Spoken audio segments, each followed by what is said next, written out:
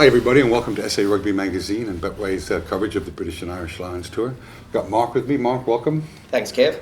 Scotty, always a pleasure. Last night we were talking about the All Blacks welcoming back the Springboks, and what a game. Yeah, I mean, on the official All Black account, welcome back Springboks.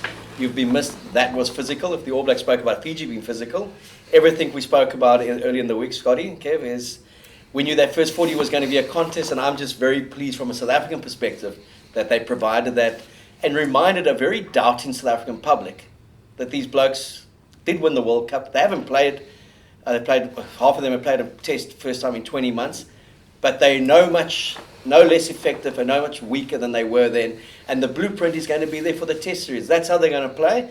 That's how they believe they can win. And the Lions are going to have to counter that to bring their classy backs into play to beat the Springboks. It's there's no magic formula to this. There's no secrecy about it.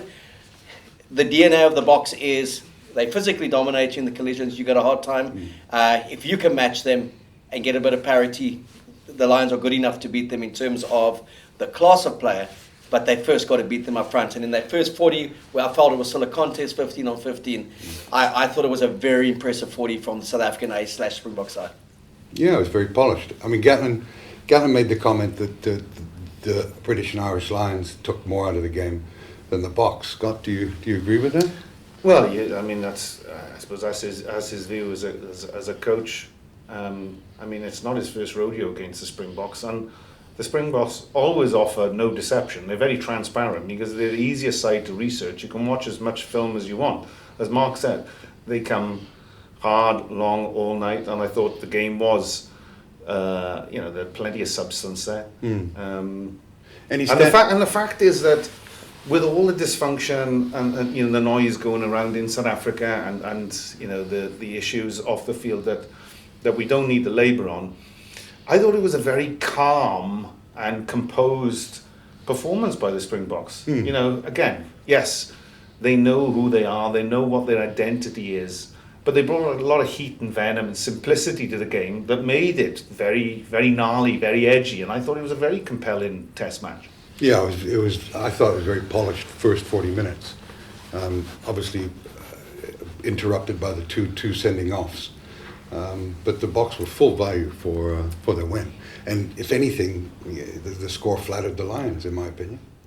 Look, it's again, we spoke about it early in the week where we said first 40 is going to be where you can take something out of that because cards or no cards, that second half was always going to be substitutions, and those players coming on are potentially not even going to be involved in the 23 next week.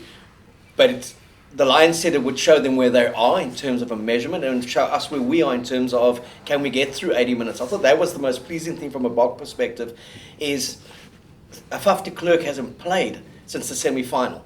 He's been here for 5 weeks. Half that team hadn't played yet.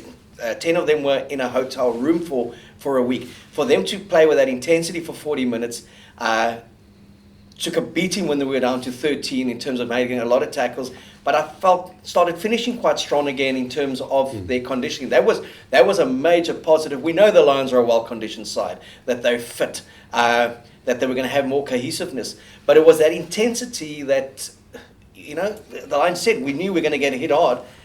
Conor Murray said afterwards, we actually had to feel it first to know just how hard it is.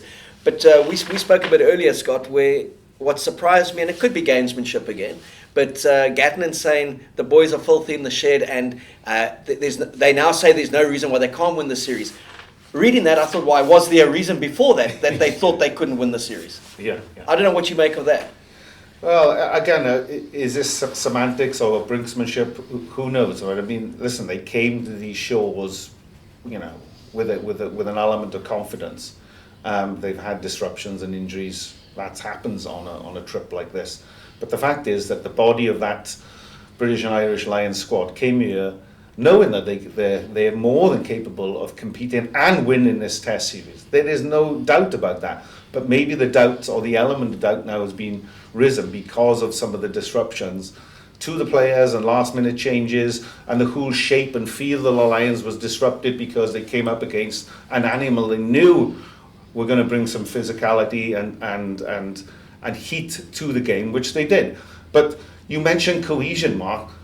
From that perspective, Mostert and Erasmus were brilliant last night. You know, this symbiotic relationship that they both have together, their work rate, the venom, the way that they disrupted and counter-attacked, you know, at the breakdown. And then you talk about Delende and you kind of they just superb in that midfield pairing. So a lot more confidence, I would have thought, from their own perspective, given that they haven't had the preparatory time, which has been disrupted, and any meaningful game time over the last 4 to 6 weeks. Whereas the Lions squad have been together, you know, they've built some rapport, but last night it lacked some the body language. The team was quiet in that empty stadium. Maybe I was just picking up on it because, you know, you wanted to see a lot more leadership from Farrell and Conor Murray, which wasn't there. Which raises the question, are they off colour? Is it just a bit of competitive anxiety, or is there something deeper? And, you know, we know that Fallon hasn't been playing that well this year for England, and certainly playing in the championship with Saracens. Is he just off the pace? Because there were some uncharacteristic mistakes in the first half by him that you haven't seen for a very long time. So, you know, I think, again, another game, another body of work for Gatland to look at, but it just still throws up more question marks. And, you know, I think one notable question mark is that, you know, we talked about the opening game. It couldn't have been even more perfect. You know, the high ball, Liam Williams, you know, ready to field it, and just gets smacked by Ebenezer. Unfortunately, obviously, the impact of the tackle, you could see that he was shaken with a head-neck injury, and was subsequently taken off. But then Watson came in, you know, and I thought he did a great job in you know, on the right wing there, and I think has potentially put his hand up because he can play right wing or fullback. And if Hogg doesn't perform on Saturday, maybe you need to start looking at someone like Watson, who can really be a great reliever in that backfield. Sorry, Scott. I was just wondering, was there anybody on the Lions team that you thought put up their hand and said, okay? Well, Tom Curry had a good outing, was very productive, and displayed all the qualities that we know. I thought Faletau was great in the wide channels, which we know he is, but I guess given the opposition last night, had to do a lot more tackling than he bargained for. And for some of the games, I felt he was a little bit invisible in that sense. But I still think he has, you know, he's created enough merit to be the starting number 8. That's for sure. I thought that both locks were solid. Maratoji, you know, really stood up last night and was probably the only one in the pack that really led from the front. And Ken Owens, I don't know, I think had another average outing. I thought Carl Sigley had a really nice balanced game for him. Just reaffirms that he's a great reliever, someone who can come off and offer some football, because he's a great link man, you know, 1 off ruck or 2 off the ruck. So a lot of positives from that. But I still think that there's massive gaps at half-back as to who will be the starting numbers for the Lions. And I still think that, you know, at 2 and 8, there's still little question marks. But I think if you start at a back 3, there's Watson has been superb. Adams has been superb. We've got to find a place for Van der Merwe. Rees Ahmed probably needs a little bit more game time. The midfield was pretty solid last night. Bundyaki was, you know, north and south. Chris Harris had some really nice touches. I still think that he's there. But also, it's kind of last man standing. A lot of players are going down with, you know, unfortunate injuries, and, you know, HIA protocols. So by the end of the month, you know, they're going to need every one of those 35, 36-man squad to come out with this successful. Just if you can take us into the headspace of a player, a lot of the talk was that the Lions didn't give too much away, or they didn't want to give too much away. But you go out and it's an unofficial 4th test. It's the first one of 4.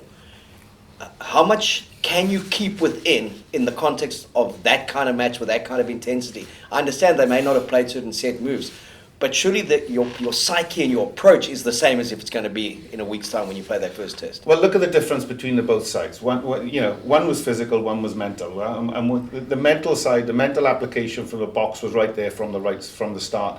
The physical application from the Lions wasn't there. You can't afford to have a slow start in any test match.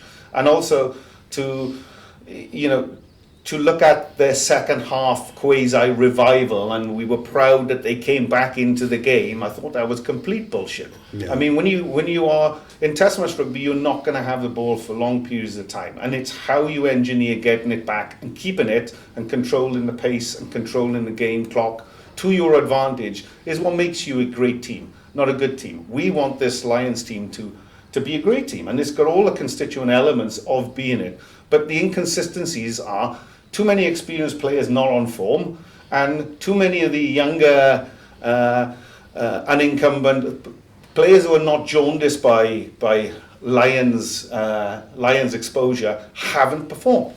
And I think that is of grave concern where we are in this kind of evolution of the tour. Like we said in our first show, it's all about blend, it's all about feel and how we get these combinations working. And suddenly we are in the test, eve of the test match selection against the Stormers, where the key spine of the team is still a question. And they're not going to be the wiser playing the Stormers if they should roll by 40 or 50. No, that's it. So I think to go back to the Gatland sentiment about we still think we can believe it. I mean, listen, they have to believe it. But Alun Wyn Jones is coming back. That maybe causes consternation with some of the players who have probably had the outing. He is the tour leader.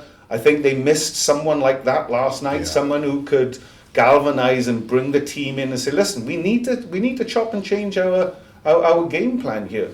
But this thing about trying to bluff your way by playing a pair of twos this early, when we're 10 days out from a test match, is that the blueprint should be there. This is how we want to play, and you can't play the Boks at their own game. So you have to devise some type of cohesive game plan that is a balance of keeping them honest and tidy at kind of on the advantage line, and also putting them under pressure by turning them and getting the possession in your favour.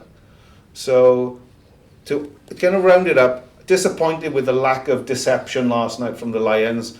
I still think that whilst Parrell was off par, I don't think he is the conduit at 10 for the Lions to beautifully get the best out of the talent that's available. So, at what stage do you think Gavin gives up on a Farrell? Because he's, like you say, he's had in different Six Nations.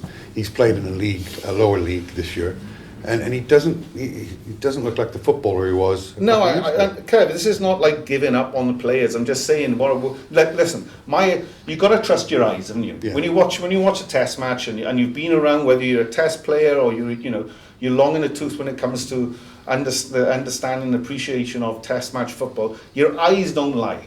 So clearly last night there were players who performed with great production, with a lot of energy, and there were players that were off colour because they were making uncharacteristic mistakes.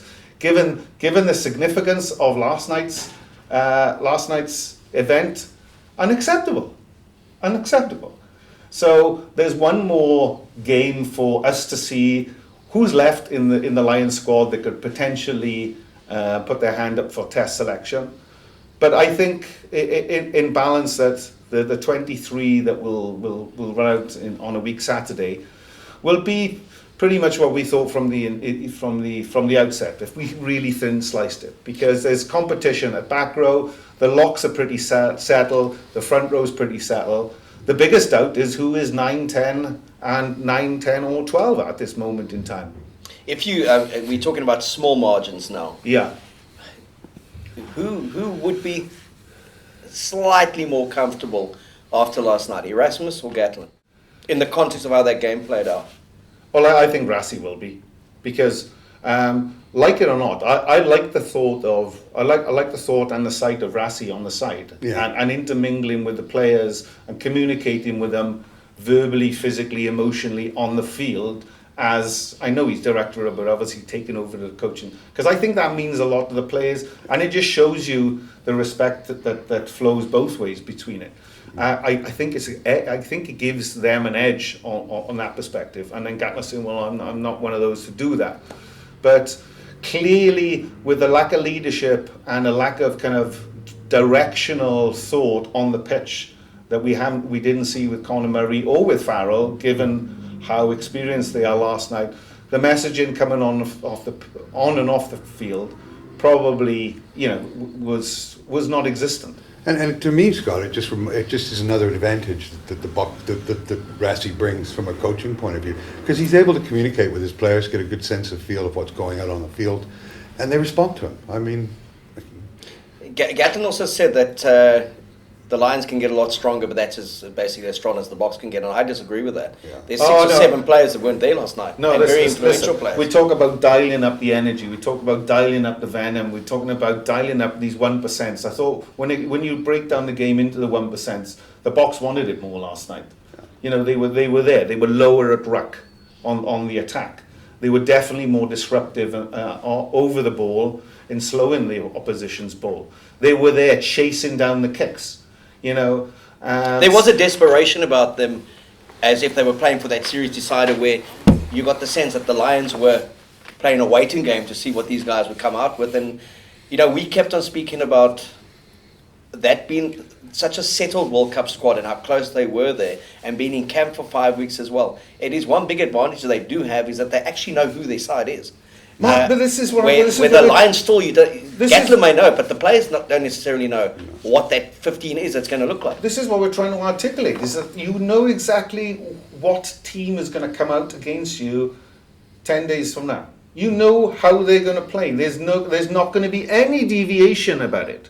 It's about creating pressure. It's about the squeeze, and it's about taking their opportunities when they can. And when you kick as poorly as the Lions have done through all of these build-up games, in my opinion, kick as poorly, certainly laterally, is that you're giving the opposition such a great front foot opportunity when you know that on the periphery, the wideouts for the Boks have been just superb at licking those opportunities and taking it back down the field for 5-7 points. So that has to change. That has to change, because if there is slow ball and there's no players outside you from a Lions perspective, you have to find comfort in going back to support. It's kind of 101. But the Lions have persisted to try and find these wide out balls with Farrell kicking and with Finn Russell, and it hasn't worked. Now, the kicking strategy obviously is part of Neil Jenkins' remit, but I haven't seen anything that's really, simplified a game plan. As you say, peg the corners, turn them. What I used to call is like a worm ball, just across the floor, 1, 2, 3 bounces into your hand, a bird ball just over the head. Everything has been lateral and too wide. And of course, when you do that, it's a higher percentage play. When it goes wrong, it goes horribly wrong. So again, the need to tighten up all of those 1% is a big key dynamic for me, for the Lions going forward. And taking another step, as you say, turning up the dial of intensity in defence, and also a little bit more thought and substance, maybe directness in attack. No, and you're kicking it to a talent like Colby, who at times is you can't tackle him. So I mean, you're playing a dangerous game, aren't you, for sure?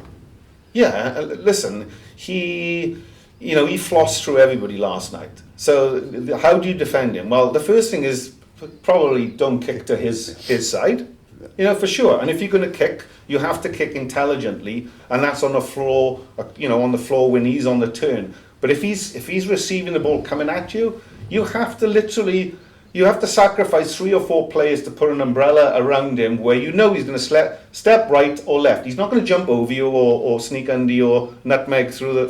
You have to nail him there and then. Yeah. So take that out of your game. He's an incredible threat. You don't want him counter-attacking. Yeah. Deny him the opportunity. Frustrate him because he'll need to get into the game another way.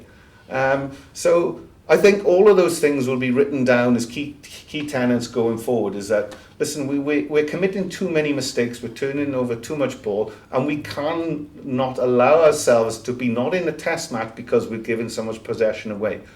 Given that, as you say, the Boks engineered a very nice win last night with 30-something%. 32% ball. 30.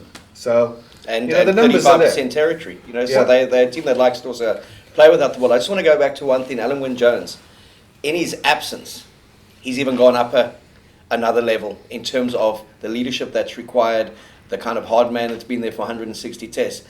He surely has to get game time against the Stormers. Surely, Mark. You know, if he arrives, I think he arrives today with Ronan Callagher. Again, probably over the 3-test series now going to need to rotate 4 type of hookers.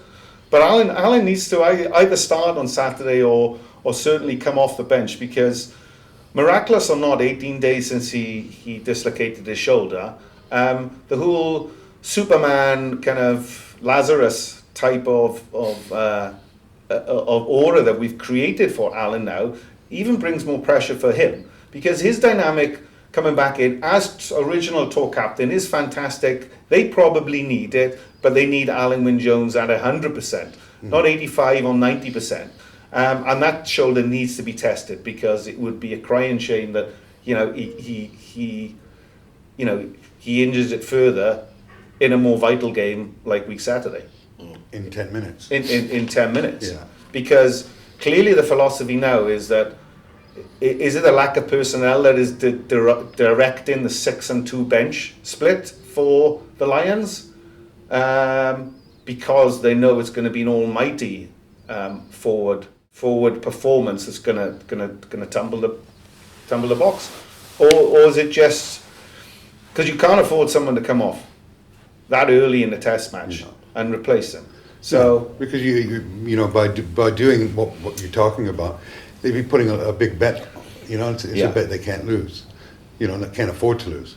But getting back to the game for a second, one of the things that surprised me was the pick up and drive and them not setting up anything. Did they do that to not play and show their hand for the upcoming games, or was it just bad decision making? No, are you talking about the Lions thing? I just think that's a kind of a new trend in the game that.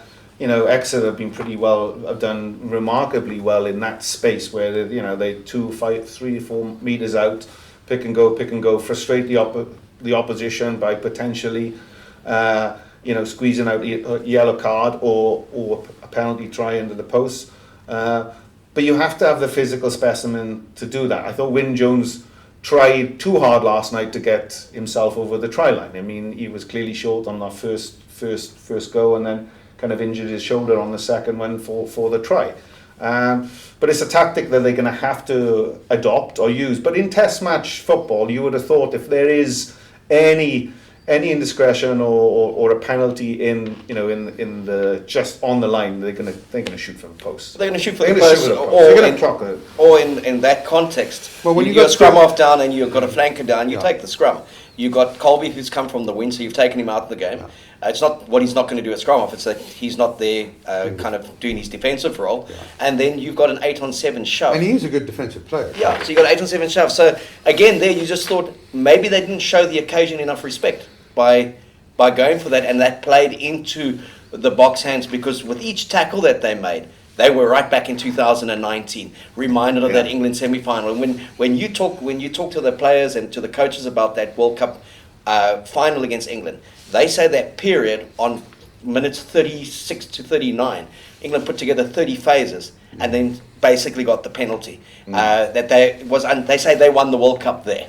And last night they would have taken so much from that 5 minutes, and in their psyche they would have said 13 on 15 and they still couldn't score against us. That's what we take into the test match. And we spoke about it again in the previous show. Rassie saying, let's go again, Gats, on Saturday. Let's see what we've got. Squads, surely you want us to be at our best. Surely they're not scared. So now he's going to take the 15 on 13 into that team room and saying they still couldn't score. They wanted to play the Stormers, not us. How are you intimidated by them for that first test? It's a bit like when Jake said to to the Boks in 2004 when that very good Irish team came here. And he said, "You think we can go to New Zealand and beat the All Blacks?" And they said, "Yes." He said, "Then why are we worried about Ireland in Bloemfontein?" Come on, get some perspective. Yeah. So that's the kind of South African psyche that will be at play the whole time. And it's the gamesmanship. I mean, I love it as well. And I think Gatlin relates more to that South African psyche as well. Yeah, and the yeah. understanding of physicality. And, you know, when he coached Ireland here in 98, Dion O'Connor said Gatlin he knew he didn't have the players, but he had the attitude. If it's on the ground, kick it. If it's not on the ground, kick it. And if you're in doubt, kick it. And that turned into a war of note. And while it's the quality of play is better now and it's more refined, I do see the Lions going up 20% for that test match. Yeah. But they're going to be met by a Bok team. And if you put Pollard back and you put Mpimpy back and Frans Malherbe is there and one or two other tweaks, it's a very different dynamic to what you saw last night as well. Yeah. So we've seen a decent body of work from both sides, not comprehensive. You predicted a 3-0 whitewash for the Boks. You know, they've gone, the Lions have drifted out 18% in the betting. So it's almost a pick 'em now for the series. You still stand by the 3-0 mark? Yeah, I do. And I keep on qualifying the 3-0. I believe those first two tests will be a score in it. But will go the way of the Boks. I believe the test series will play out very much like last night. Yeah. And I just think physically we do have that edge. And we've got the more settled combination.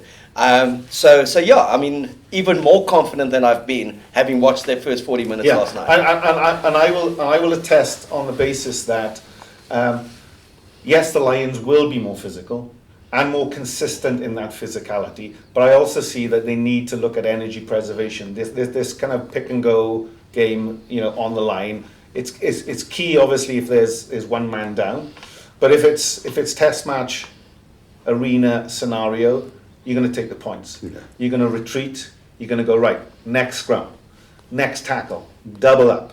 But I thought, well, you know, with all that said, they kind of lost. They lost those confrontations last night. I think nobody really gained much parity in the scrum. We didn't see too much there last night. But of course, totally different dynamic now. 10 days time. With the front row going up against each other, and also the balance of weight that's coming from it. And we all know how, well, I don't know how sapping it is, but it clearly needs that kind of front five, front eight to be on top of its game, because that's where these test matches really kind of captivate the imagination, don't they? Yeah. It's not by watching Colby step and offload and supporting players score.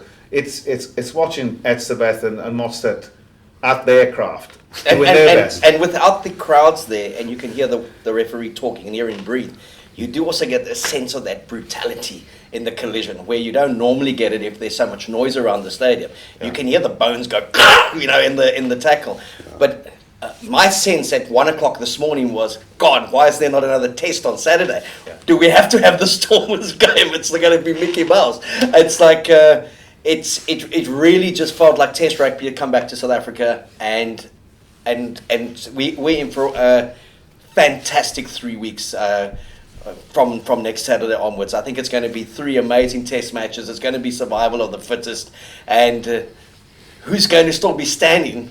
It's going to need all hands on deck from both squads to provide what we expect from this Test series, but also, I don't think it's going to be one on what both teams do now between now and 10 days time on the training field. I think it's about question of calmness, getting clarity of thought about how you execute your plan, what is the plan, and backing yourself.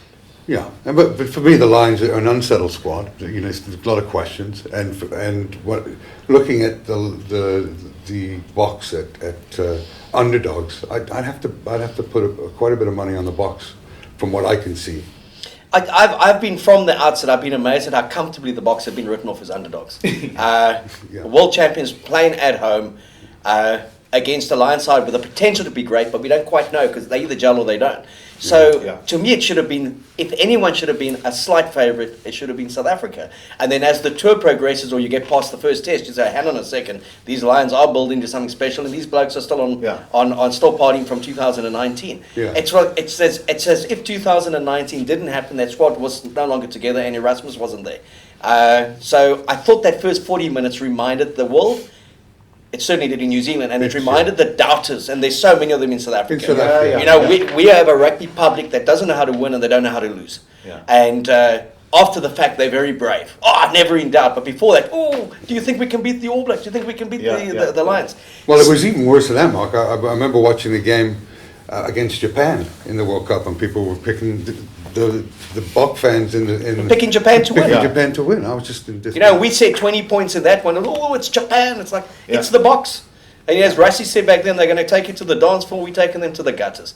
And that's where they took them. And I thought at times last night in the collisions, they knew that the Lions wanted to be on that dance floor. And they said, you're still going to stick around here a bit, mate. And you're going to earn the right to go there. Yeah. And that was a bit of a shock to their system. And you just said it, Scotty. You don't get that in the training ground. No, you only get it out there. Yeah. And you got to take those hits in the first 30 minutes to know, okay, I'm in a test match again. And I think 6 weeks ago, we knew when the announcement of the squad was, clearly some disappointment from a lot of facets about some of those not included. But on balance, I was very happy with the dynamic and the feel of it. But I think as the tour has gone on and Gatlin has sharpened his pencil, suddenly the nib is broken again and he starts to sharpen it again, because we're no nearer now than we were 3 weeks ago about what is the best 23 to go up against the Boks 10 days from now. And that's my concern from a Lions perspective, is that, like you say, we're no closer to knowing what... Because I think if Marcus Smith plays on Saturday and has a great game, admittedly against the Stormers, but the fact is that he's been at the sharp end of competitive football, like all of these guys, but has been dominant, has been playing with an air of confidence. And I think that's one thing that would probably be alarming Gatlin and management, is that some of the guys who should be performing and should know better about, dialing up all of the key aspects of what we expect from you, haven't been at the races. And it's been disappointing. And then those surprises that we expected or were not expected, but like guys who just look as if they belong in the test arena. It is fascinating what will unfold now, certainly over the next 72 hours as the squad is announced for Saturday, and then how much of a bearing that will have on the test selection, and when test selection will be probably Sunday or Monday morning in preparation for week Saturday. You talk about that, and then the one given, I think, if you look at the way when Gatlin picked the side, his bankers, you would have said up front, 9 Murray, 10 bigger. Yeah. He's always been a fan of bigger at 10, and Conor Murray for a decade has been the leading Northern Hemisphere scrum half, one of the best in the world. Bigger's had a knee, he's had an ankle. Then he's played, then he hasn't played. Then he's missed 2 games. So you haven't got Dan Bigger on a roll. No. And Conor Murray didn't play the first 3 games on tour. He came on in that second half against the Sharks, was very iffish in the Sharks reserves, and had a very slow start, admittedly behind a pack that was retreating for 30 minutes. But he needs Conor Murray to be big. Yeah. He needs Bigger to be flamboyant and controlled. Yeah. And that should just be a concern, is, am I taking 2 of my veterans into that first test, hoping to God on reputation they come good? And we're talking about the axis here. We're talking about the key conduit between forward momentum and the skill in the outside backs. And I think there is not a fractious nature from a personality perspective, but no one has really dominated those positions yet, apart from Ali Price in the early opening games that just looked the best kind of link player that we've seen so far. But whether he is going to be considered for that position, given the seniority of Murray and the captaincy being awarded to him. So there is so much to talk about when this kind of evolves as a more meaningful discussion about, right, he's picked his horses, now we got to go with it, and then we can see what type of blend the Lions will have to put, as a footprint going into that first game. But also, sorry Kev, just on Murray, he picks him as captain, and people are surprised by that. Murray's surprised by that. He doesn't play him for 3 matches in South Africa as the tour captain, and then says, I'm sure he'll be better off for the original tour captain coming back. I'll have to sit down with both of them, but I'm sure he'll enjoy the fact that he can just focus on his game. What is that telling you? That maybe it hasn't quite worked out within the squad.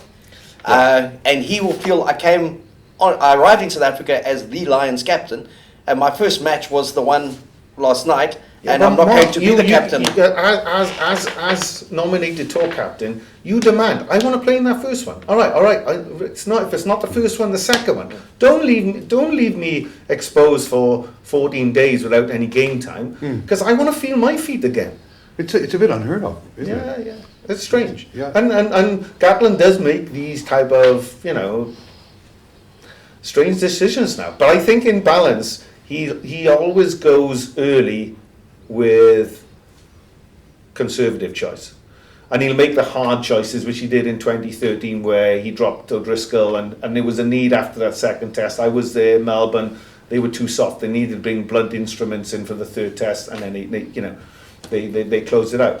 Now, he has to balance that now. Blunt instruments for the first test, or do I pick a complementary conservative team that I think has a better all-court game? Because if we can get parity, then we can control at 9 and 10 our direction and our fate. And we've certainly got the capability in the midfield and in the periphery to cause problems. Or do I go, no, fully loaded? I need to go fully loaded with guys who can hit, guys who can run, and the appreciation of taking on pain and dishing it out. So it'd be interesting, that dynamic. Is he gonna Can't wait! Yeah, because you can't afford to leave it on. You can't afford to leave it on the bench. You can't afford to leave it in the stand for the second and third test, because everybody knows how critical winning that first one is. Because it's not only the marker, the pressure then gets thrown on the opposition as to, maybe we need to question mark our selection, or our game strategy, or our own philosophy. Yeah, I mean it's such a crucial. The first game is so crucial. I mean, I know that sounds a bit cliched, but it is in this case, especially with the lines being so unsettled. And listen, I'm not sure if maybe I am overdoing the unsettled. I'm not sure I've used the word unsettled. You've used it a few times, but it's like there's something not right there. And like I say, my eyes are not lying. What I've been seeing, I kind of go, it's not right. There's an issue at 2 that hasn't been answered. Probably will be answered with Jamie George. The 9-10, 12, 9-10 discussion, or even 8-9-10 discussion, is still yet to be ratified. Boom! Those are the guys. But those guys have to perform, otherwise it's going to be a new trio in the second test. There's too much at stake. No, and you did mention about the attrition in that side in terms of the guys that are going down. It's Yeah, well, listen, we'll have clarity on an injury report, but certainly Tom Curry took an unfortunate kind of swipe to his lower leg, but he seemed to carry on. Anthony Watson, that ankle injury looked kind of nasty, but he certainly carried on, and you would certainly want to see him figure in the test selection. And then listen, I think it's going to be a daily basis at who is fit and available for selection, because the games are the game is now in the modern era, and after last night, maybe there's bumps and bruises, soft tissue issues that they've carried forward into this selection from the previous games, but last night there will be sore bones, sore minds, sore bellies. I think also if you watching Saturday night's game, and it will be the same when the Bulls play what's left of the SAS side, we'll get an appreciation again of just how brutal and intense last night was, by how the lack of intensity and the brutality on Saturday that we're going to see. So the measurement was last night, it set a standard that's only going to go up. I see 8 or 9 players from each side starting that first test, and I think it's going to be riveting. Yeah, it's going to be fantastic. Well, another thing is we talk about intensity, and it's probably my final words that we're talking about Richter scale stuff now, because I think that was pretty low on the Richter scale last night. But for the eyes and for an appreciation as a game, it was like a proper most meaningful game that we've seen for a long time in international terms. But we go into... Well, it is with the likes of New Zealand playing Tonga. And I'm fed up with watching those meaningless kind of international games where it's so one-sided. This makes the next 3 or 4 weeks even more interesting because of the attritional nature of the game and what's going on the outside that we can't control. I think that's the one thing about having empty stadiums is being able to hear these collisions, because we wouldn't get the... But also, and I think the one thing it's good is that you hear a team. When a team is noisy and communicating, it's a busy team. Yeah. Last night, I thought the body language and also the vocal nature of the Lions, I thought they were flat. I really thought they were flat, because they had nothing resonating from the pitch side mic for me that kind of ooze confidence and like, let's get back into them or whatever. It was none of that. So, and you touched on it earlier, Scott, about like lacking leadership. There was one hilarious moment, and again it was screamed out in Afrikaans, and it was a kick chase. And you just heard them scream "Eet hom," which means eat him. And this box surge was coming. Eet hom. It's like that showed me the psyche of that South African, and the mentality of that they want to. You go back to 1995 when there was a cue to tackle Jonah Loma. Yeah. Because it was a like, badge of pride. And that is last the night would have been that I who want to can see. smash the first Lions play and smash him the hardest legally. But